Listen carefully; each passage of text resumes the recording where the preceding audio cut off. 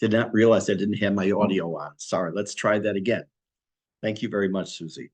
Let's try again. So last week we discussed 2 out of 3 topics in the first Mishnah. That Mishnah was dealt with Aseh Harav, which we dealt with in depth. Knei lecha chaver, acquire for yourself a friend. And I'm going to talk about that just for a couple of minutes. And then we're going to talk today about about giving the benefit of the doubt. When it comes to Knei lecha chaver, I want to give a different perspective. We saw a few perspectives last week. One was Rashi. It's a more famous one, which says that your chaver is your books, your svarim, so that you don't always have a rav available. And also to become more knowledgeable on your own is this idea of buy literally the knot. The chaver is the books. Others, it's a confidant. Others, it has other meanings. But I would like to say I actually talked to someone who used to work for the Israel Academy of Language, Hebrew language, and I wanted to make sure my direction was correct. So what I like to say is that when a person goes into a store and takes something and walks out without paying, they've stolen. But when they put money in the counter and it's received and they take the product out, then they have purchased something. They've done a kinyan, they've acquired something, it becomes part of them, it becomes theirs. What my consultation with this woman was, I had an idea, is when you look in the Torah, very often, because it's not like they had stocks and bonds and houses and stuff. The main thing of acquisition by them was cattle and sheep and goats. And the way you say sheep and goats, you refer to it as mikneh. For example, mikneh rav hayu lebnei Gad uvnei Reuven. We know that Avraham Avinu had a lot of mikneh. And the shoresh of the word is kuf nun hey, of acquiring, because I like to say that it was the quintessential concept of what a person could purchase or to own. It became theirs. So I was told that I was correct. But so how does that fit with this? We all have, Baruch Hashem, many acquaintances. Acquaintance could be a neighbor. Acquaintance could be someone you see in shul, in the store. It's the howdy neighbor kind of thing. And then we also hopefully have friends. And hopefully some of us have some very close friends, very, very good friends. What does that mean, though, to acquire a friend? It means that you want to forge a relationship, that you feel a connection, part of each other as far as your relationship. Obviously, with the spouse, that should be there. But in addition to spousal relationship, we're talking about even outside the marriage, to have a friend or friends to whom you can really say that this one's a person I'm very close to. Why is that so important? Because first of all, not everything is a question for a Rav. Remember, the first statement of the Mishnah was Aseh Harav. Now, some things should be asked of a Rav. Other things don't need to be asked of a Rav. And therefore, on the other hand, you may need to just consult with someone that you want to talk to in private, or someone who you get to know very well and knows you very well and is able to discuss certain things. So that's the general idea behind Uknei lecha chaver. So we see that there are 2 steps in this mission in the beginning. One is Aseh lecha rav, make for yourself a rav. Second one is Knei lecha chaver, acquire for yourself a good friend. And then the third step is Ve'edan l'chol adam lekaf zechut. You should give everyone the benefit of the doubt. So the obvious question is, what's the connection here? For those of you who, and I've used this before, there's a branch of mathematics called logic, and there's an expression that comes from there called if P then Q. So what's the if P then Q in this Mishnah? You make for yourself a Rav, you acquire a friend, and judge people favorably. So how does that flow? What's the connection between the two, or between the first two and the third? So and then we're going to get into this whole topic into depth. But just at a very surface level, you may see someone doing something that he or she thought was okay to do. And you may have thought, God didn't even bother to ask a rabbi, or he asked a rabbi, the rabbi had no idea what he was talking about. Or the person is doing something, probably has no one to talk to about it. Whatever it might be, it's as a result of our judging people, and we're going to talk about that in a couple of minutes. We also make further assumptions even further back, more than just what we're witnessing in front of our eyes. So that's what I want to jump into now. And I want to spend the entire class today on this topic of dan lekaf or giving someone the benefit of the doubt. So I want to start off by asking a few questions. They're all rhetorical, at least for the moment, because I will be answering, so they're not technical rhetoricals. It says that dan lekaf judge favorably. So the first question is, why should I do that? What's my benefit? Why should I do that? It's all up here anyways, right? It's in my mind. Even if I don't speak, if I start speaking about it, it becomes lashon hara. But it's just in my head. And second of all, isn't it better to not judge anybody? Next, do I have to be so naive that I would think that absolutely everything someone does wrong, or at least that I see doing wrong, that I have to have some way to justify in my mind that he or she is doing it for a reason? Do I have to go to the extreme? And also, how do I judge someone negatively anyways? Because when I do that, I'm really not taking into perspective or into my whole vision here of what's the background to that individual, right? Maybe something happened in that person's life that made them have a problem with a certain type of situation. And finally, is there a benefit to us? We know there's a benefit to aseh l'charav. We know there's a benefit to Knei Lecha Chaver. Both cases, it's giving us the opportunity to make sure we're doing things right, to keep ourselves in check, to help with our mental health. But is there a benefit to Dan Lekaf Sechut? So fine, I'll give some of the benefit of the doubt. Does that do anything for me personally, besides in the grand scheme? So let's talk about that. I'm going to put up on the screen, I'm going to leave on the screen the source sheet.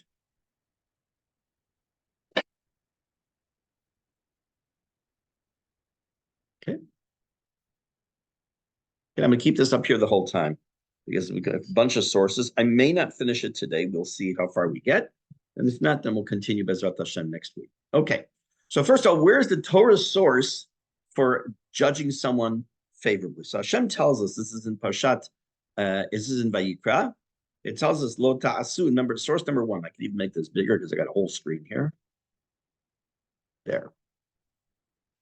Lo ta'asu avel b'mishpat, you should not do any kind of distortion of justice. Lo tisaf nedal, you also should not favor the poor. Lo tehdar pnei gadol, you shouldn't give great honor to the rich. B'tzedek tishpot amitecha, and you should, with righteousness, you should judge your people. Now, first of all, this pasuk is written, it sounds like it's written for judges. That when a person comes to court, just because someone has a lot of money, you shouldn't be swayed by that as a judge. If someone's poor, you shouldn't treat them with contempt. That like just here comes that bum. And it also tells us you should judge people, meaning apparently in court, righteously. Oh, so who is it really addressing?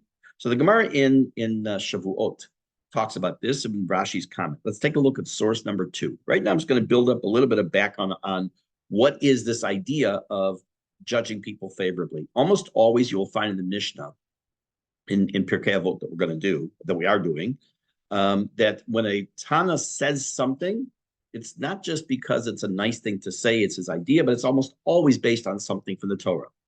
So this entire section of Dan Lekaf Sechut is based on these words, B'tzedek tishpot amitecha, with righteousness you should judge your people. Okay, so let's take a look now at what Rashi says in the Gemara in Shavuot. That's source number 2. So he quotes the pasuk, B'tzedek tishpot amitecha, and the Gemara says, Havidan et chavercha lekaf sechut.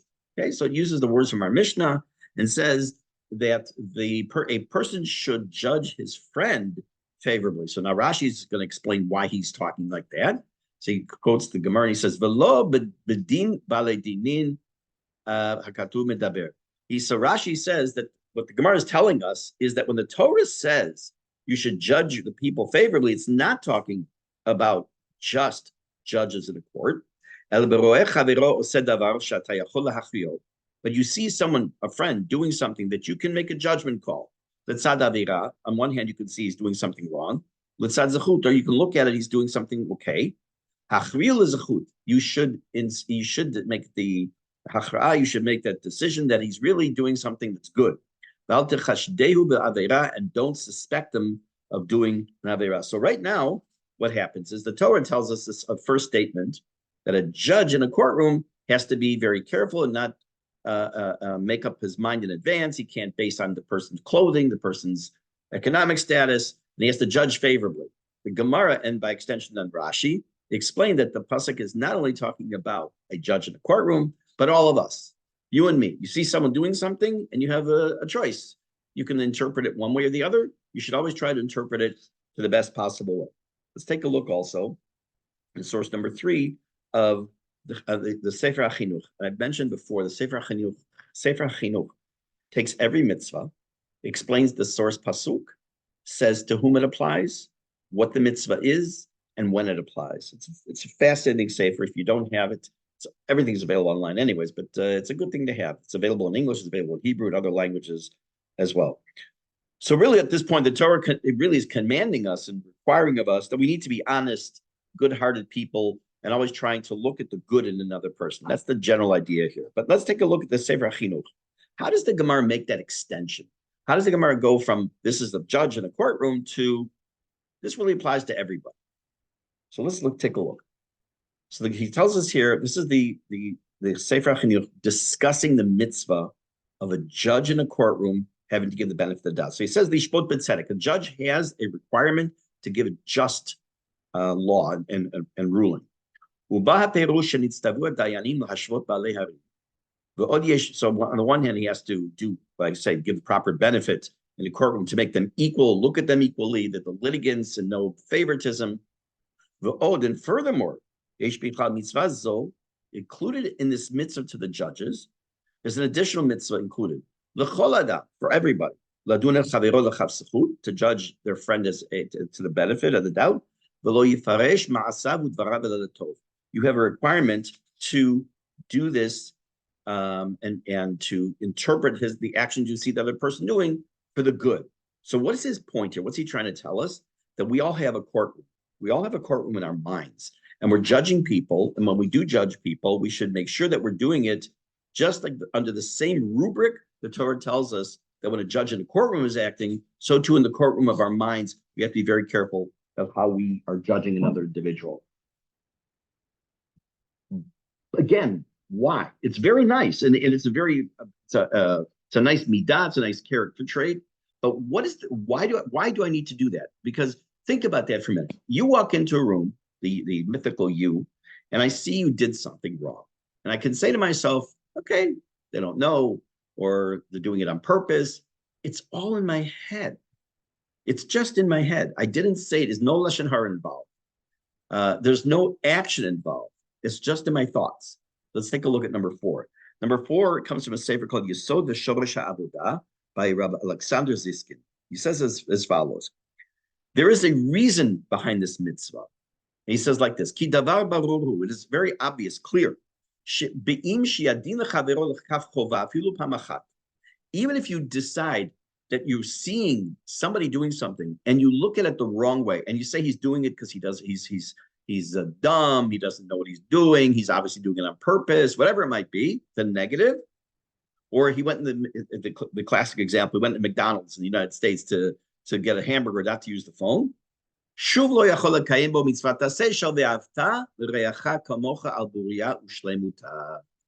gives us a very good insight here. He says, you know why it's really bad to not judge someone to the good?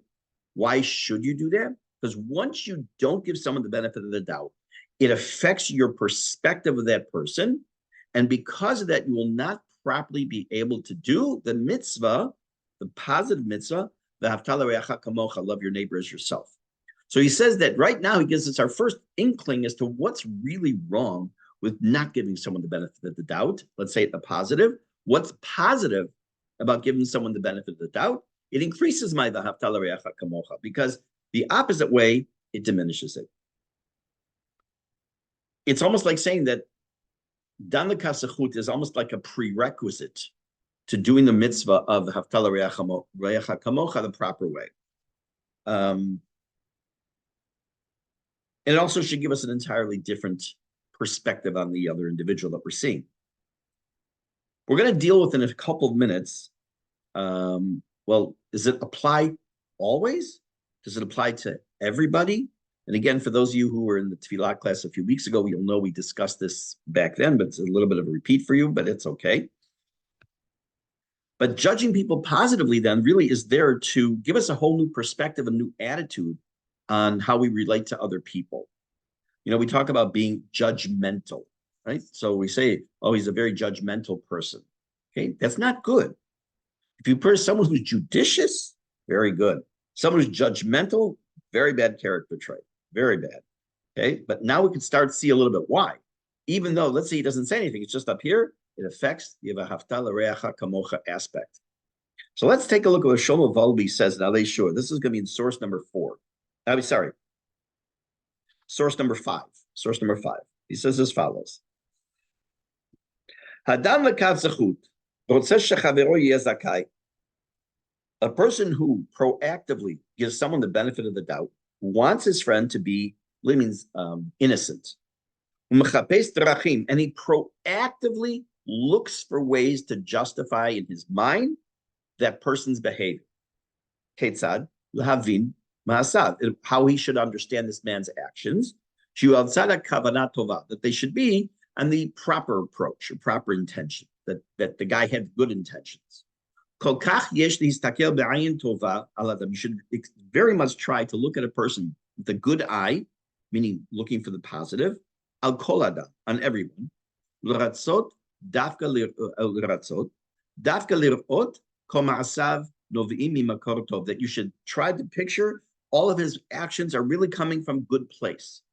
Now, is that easy to do all the time? Definitely not, especially with certain types of individuals, which we'll see in a minute. Mikan, I'm in the 4th line now, number 5. Mikan shanu tzirchin l'chapes etzel bnei adam dafka ma'alot. We should always be searching out and seeking the good in someone else, their good qualities. Hefech miderech ha'olam. He points out some things as Shlomo Volby. I don't remember what year he passed away, but he's a contemporary. He passed away just a number of years back. He says it's the opposite of how the world tends to be.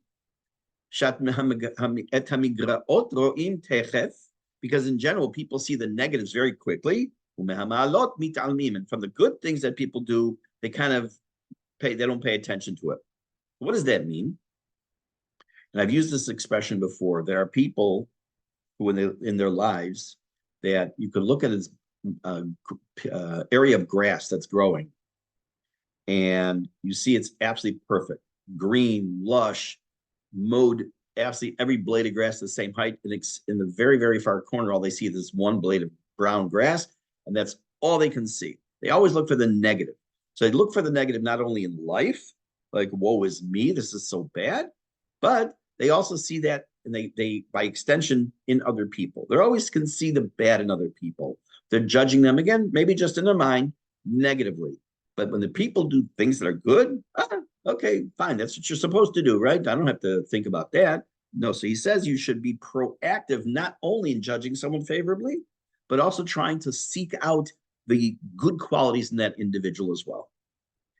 Now, we know that this is impossible to say it's true, or we can apply this to absolutely everybody. Why? Because not everyone falls into the category that they deserve the benefit of the doubt. We're making an assumption until now that everyone whom we observe deserves the benefit of the doubt. We cannot take that on face value as across the board. We're going to take a look. So number 6 is just a comment, is the quote from our Mishne, Yushu ben Prachi omer, so this Mishnah, which we know already, this is the Rambam is going to be commenting too far on this Mishnah. Okay. Now, in this Mishnah, this is a story that he's going to tell us, a pretty famous story actually from the Gemara. But before we do, we need to understand that he's going to address, I kind of shortened it up here, I will give you the general idea, not the story, but what he's going to tell us. The Rambam is going to introduce us to 3 categories of individuals: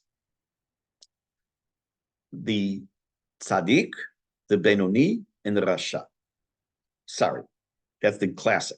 Sorry, let's try that again. The tzaddik, the rasha, and someone you don't know. If I see someone walk down the street that I don't know if he's a good person or a bad person. I have absolutely no idea. So this topic he's going to discuss now. He's going to first give us a story. And then within the story, he's also going to then introduce us to these different stages or requirements we have relative to the other person, as far as dan l'kav zechut, based on who they are. in their lives. So let's take a look at the story. Let me just see something here. Okay, I think I skipped one here. Yeah, I went down too far. Yes. Okay, number 6 first. I knew something looked wrong. Okay, now he's going to tell us. The Rambam tells us as follows. Before we get to the story, he's going to give us these 3 characters or people. No, it's issue is the issue or the matter is as follows. You see a guy, you don't know if he's a tzaddik or a rasha, and right now we're using those terms colloquially, not necessarily the Rambam's description, the Gemara's description, Tanya's description, just very general terms. You don't know if he's a tzaddik or a rasha. And you see he does something, and he says something. If you look at it or explain it one way, that he did something, then he did something good, or he said something good. But if you explain it or interpret it a different way, it'll be bad. Better you should just think about it in a good way. And don't think about they did something bad.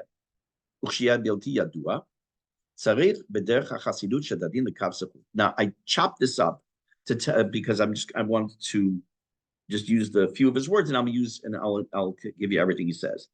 He said there are 3 types of people. The tzaddik is somebody whom you know to be a righteous individual. When you see that person doing something wrong or says something wrong, you have a chiyuv. This falls into place. Dan lekaf sechut. Well, what if it was absolutely positively wrong? Why are you dan lekaf sechut? The Rambam tells us because he's a tzaddik. We know he did tshuva almost immediately. He did something. He corrected his ways. He did al-chet, whatever it was. He fixed himself. A rasha who always acts incorrectly, that person, not only do you not have to dan lekaf sechut, not only do you not have to give the person the benefit of the doubt, you actually are allowed to dan lekaf chova, to say that what he did was wrong, and he is absolutely wrong, and he's still a rasha for what he did. Then there's this individual in the middle that it sounds like you don't know who he is, so the derech chasidut, the proper thing, the pious thing to do is to give him the benefit of the doubt. Okay? Now, we also have a Gemara. It tells us, it's kind of famous, because what it does is it seems to take something absolutely outlandish. Like, really, it's a stretch that the person was judged favorably, but we'll see why that happens. Okay. Now, I have the whole, it's in parts here because it's a little bit longer than that, but I'm just going to read and explain. Rabbi Akiva ben Yosef. There's a story about Rabbi Akiva ben Yosef. He was working for Rabbi Eliezer ben Horkonos. He worked for him for 3 years. After 3 years, why was it Erev Yom Kippur? I don't know. But after 3 years on Erev Yom Kippur, Rabbi Akiva was going to leave the employment of Rabbi Eliezer. Amar lo ten lo ma'otai. So he said to his employer, Rabbi Eliezer, I want my wages. Ve'elech v'afanes et ishti v'et banai. And I'll go to my home, and I'll be able to support my wife and my kids. Amar lo en li ma'ot sheten lecha. So the employer, Rabbi Eliezer ben Horkonos, said to Rabbi Akiva ben Yosef, sorry, buddy, I don't have any money. But at the same moment, Rabbi Akiva noticed that Rabbi Eliezer had money in his hand. So why did he say he didn't have any money? Later on, after the 3 dots now, there's no 3 dots yet. So at the end of the second line, yes, 3 dots. Amarlo, should this word, this right here, after this 3 dots, should say Amar. So Amarlo. So afterwards, after a while, Rabbi Eliezer did pay Rabbi Akiva. He finally paid him. And now they're having a discussion. Bini, chayacha kishamata li tenli ma'otai, v'amarti lacha ein li ma'ot. When I gave you or told you that I didn't have money, and vayita roeh ma'ot biyadai, and you did see that I had money in my hands, v'mecha shedetani, what did you suspect me of? Amarti Shema sadut luchamim nizdamnu lo bezol ubikeshni kach mehem. I thought that maybe all of a sudden you got this great deal, a bargain for a real estate investment, and you wanted to buy what you wanted to buy and eventually would pay me. When I said to you, when you said to me, instead of money, this is part of the Gemara I told you I cut out here.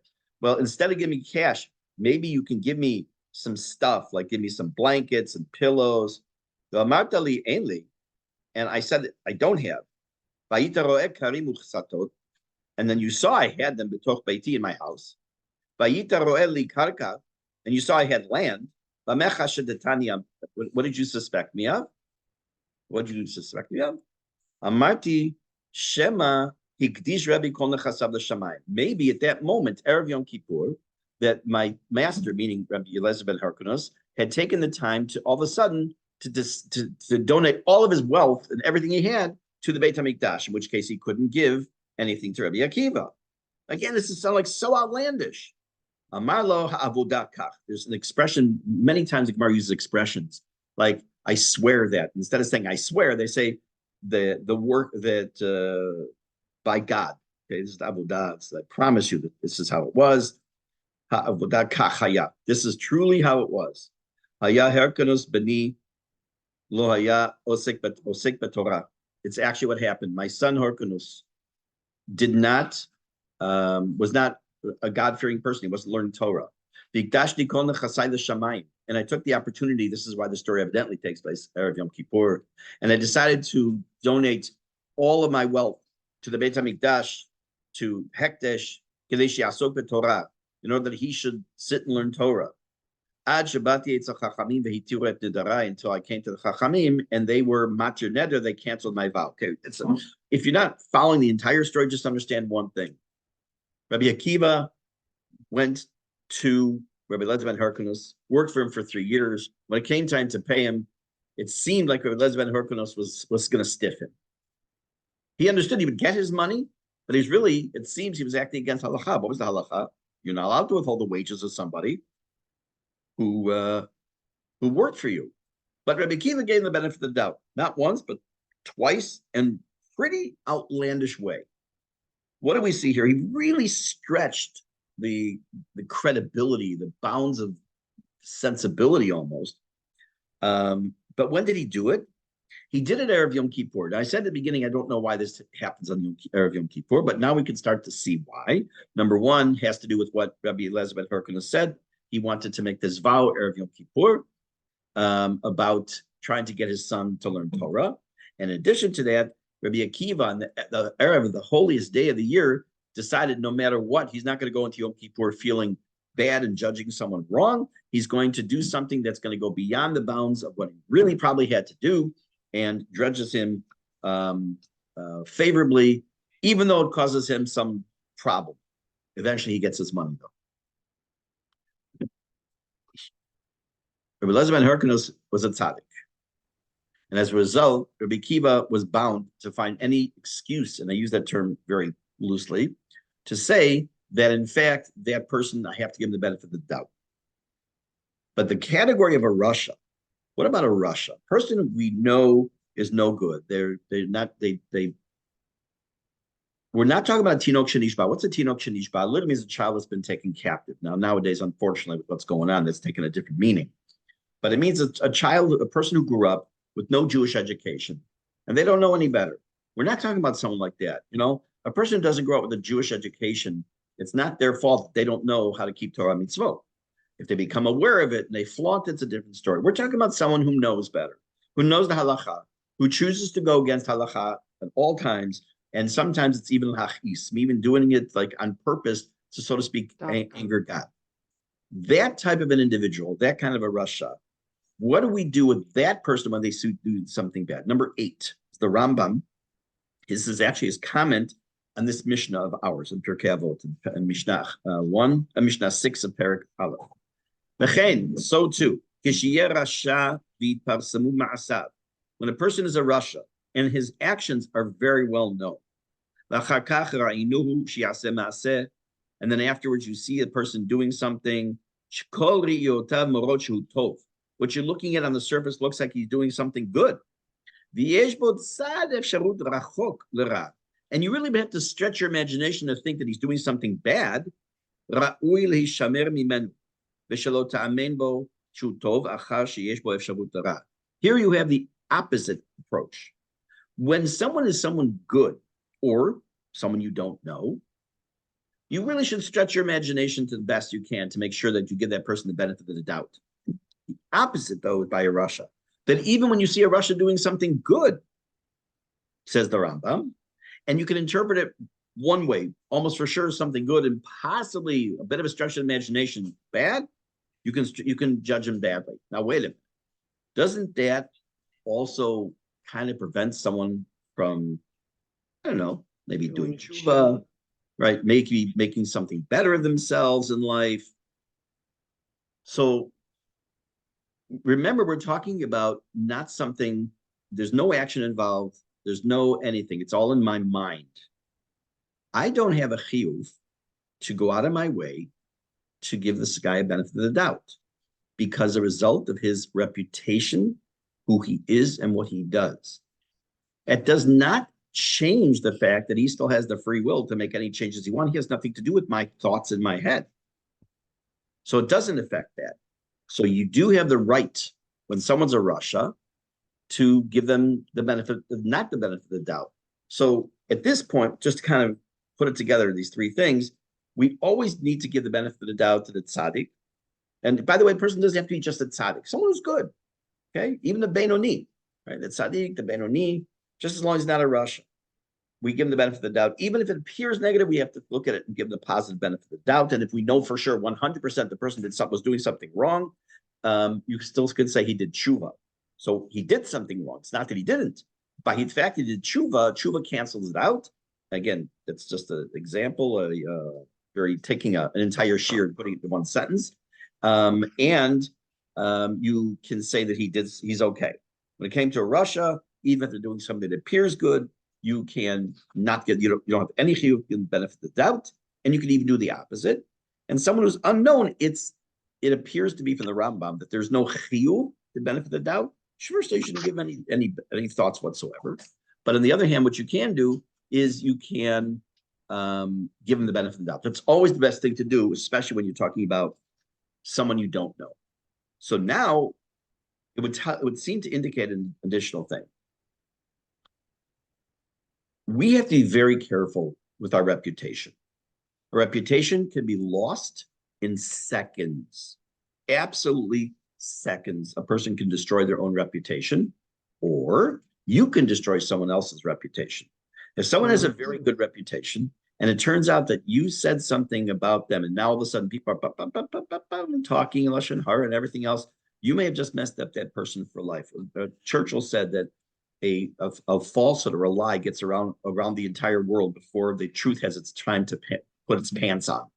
And it's very true. People love to hear negative things. People love to hear salacious and bad stuff about other people. So this goes hand in hand.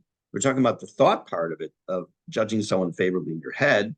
It also goes hand in hand with all this section of topic of Lashon Hara. It's what you do with that information. Because once you judge someone negatively, the human condition by many people, unfortunately, is that they want to share that piece of information with somebody else. Now, to understand this next little part, we have to make a distinction, understand the distinction between a person and that person's actions. At the end of Baruch Nafshi, there's a pasuk that says, "Yitamu chata'im mina aretz, u'rashayim od einam." May sin be eradicated from the land.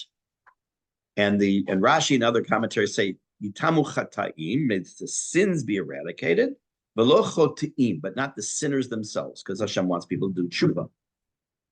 A person and their actions, we have to separate them apart for us to understand this next little piece here.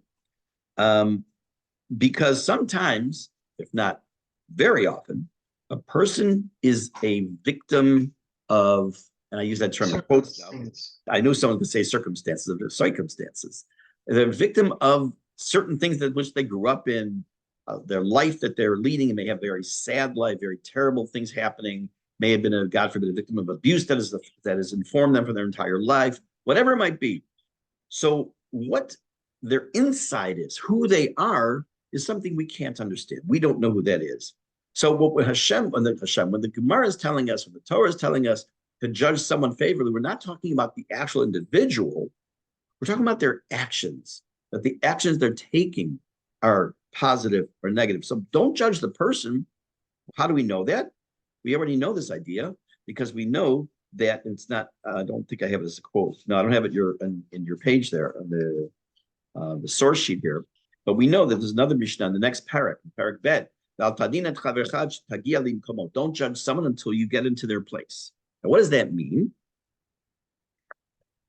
Normally, we translate that until you're in the same position that you can't judge somebody. Let's say someone cheated on a test, someone stole a candy bar from a makolet. You can't judge someone until you're in that circumstance. Well, you can never, ever, ever, ever be in the same circumstance. Why? You don't have the same history as that person. You don't have the same background. You weren't raised by the same people. You didn't have the same environment. So therefore, if you can't judge someone until you reach their place, meaning their exact circumstances, then you can't judge them at all. So wait a second. Now it sounds like a bit of a contradiction here. We just said, have you done the chol adam l'kafsachu? And now we're saying you can't judge somebody because until you're in their place and you never get in their place. So now we can understand that we're not talking, you can never judge the human being. Like, how could that person have stooped so low? Oh, no, it's to say the guy stole is bad because he judged him unfavorably. That's about the action. But now you're going to make judgments about the person himself. That's al tadin et chavercha. You can't judge the person until you're in the exact same circumstance. Rav Ovadia, the Bartanura says that the only time that we can obviously judge someone, is like I was just saying, is when we are in the exact same circumstance. Look at number 9. You see somebody, a friend of yours, who was tested with something and he failed. Like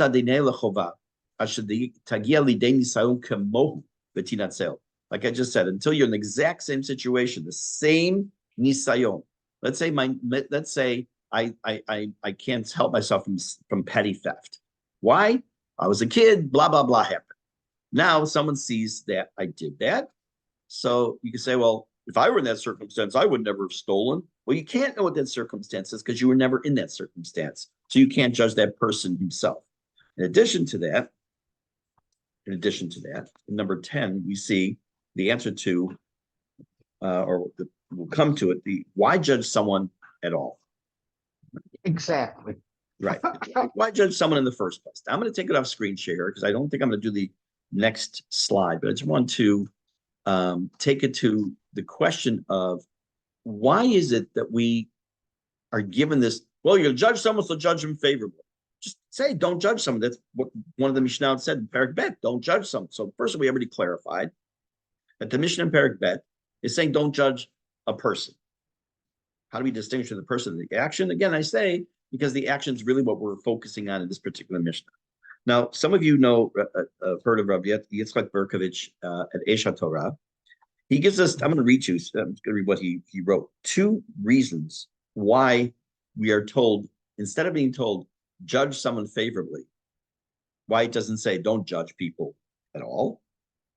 In other words, leave that Mishnah in Parak Bet almost as the only Mishnah. Say don't judge people will mean that not the person, not the actions, nothing. So Rav Berkovich says as follows. I'm going to read it to you. It's 2 short sentences. Number 1, there are 2 answers. Number 1, it is human nature to draw conclusions. It would be naive to think that we will not instinctively judge the actions of other people. The Torah acknowledges the human mindset and therefore gives us guidelines on how to judge others correctly. So what's the first thing he said? We are human beings.